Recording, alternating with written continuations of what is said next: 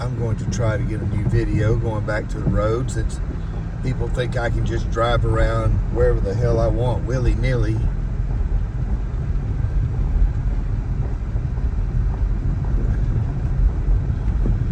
This is the road from my house back to Highway 32, where I just came from. This is where the boys brought the front end loader up here yesterday and pushed, cut everything they could.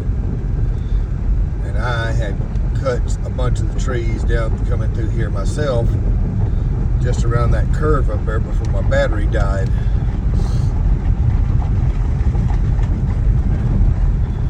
Now, I was telling y'all I have tire cleats on my tires.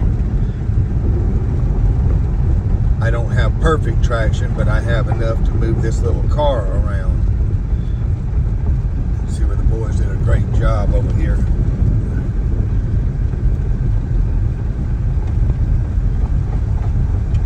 Now, the road has over 3 inches of packed ice right now. That's why the tire cleats can dig in really good. Yesterday, these limbs were actually in the road. I hit a few of them with a bat and shattered it enough to where the limbs went back up into the trees above the road.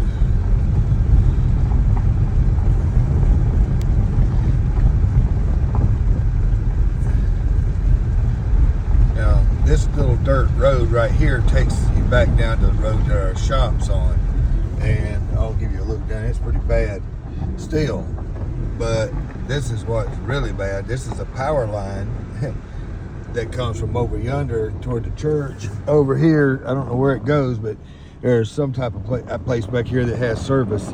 But there's a fiber for internet and cables for the power.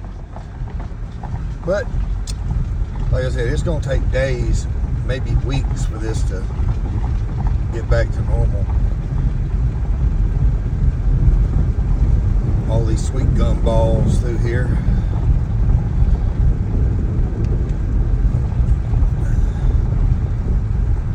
Now you can see where they use the skid steer to scrape enough of the ice off the road to get around. Now this could easily break off and crush something under it, so I'm trying to stay away from that.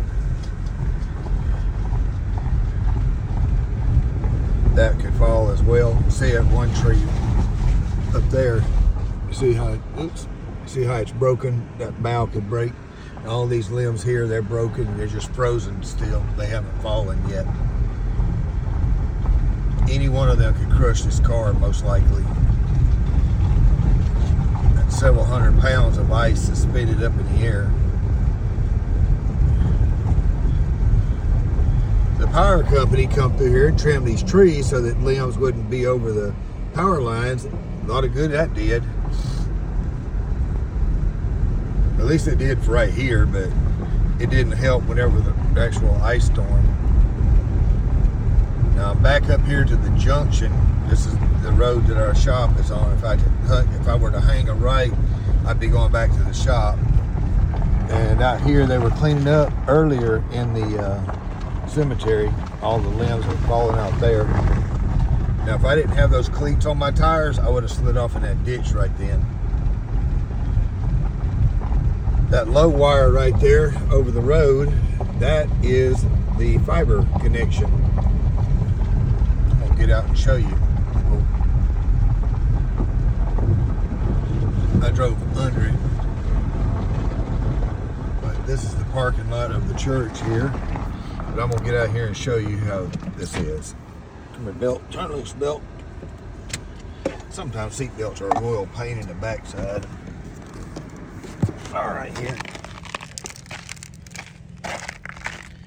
Walk over here.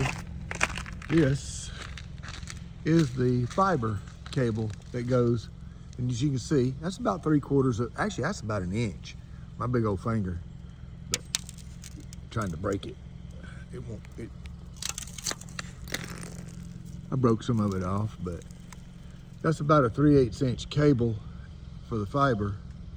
But as you can see, it's carrying an additional 1/2 inch of ice all the way around it, and that's, I don't know what that is. Oh, that's the power cable for that light.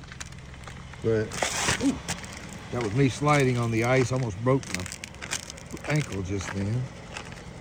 But the cleats, they grab a hold to the, have a steel cleat and plastic cleats in there. And that's what's keeping me on the road. So I'm gonna drive on up here to where I can transmit, because over here where the county dumps extra gravel, there's a place you can park over here. You see all that right there, covered in ice.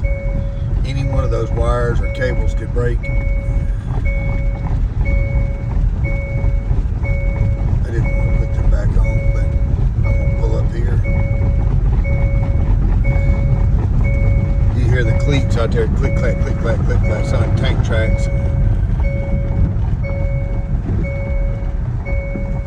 But I do have all-wheel drive, which is why I have cleats on all 4 tires.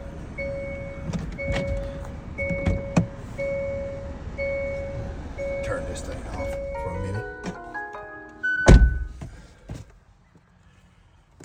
All right, let's see how much internet I have here.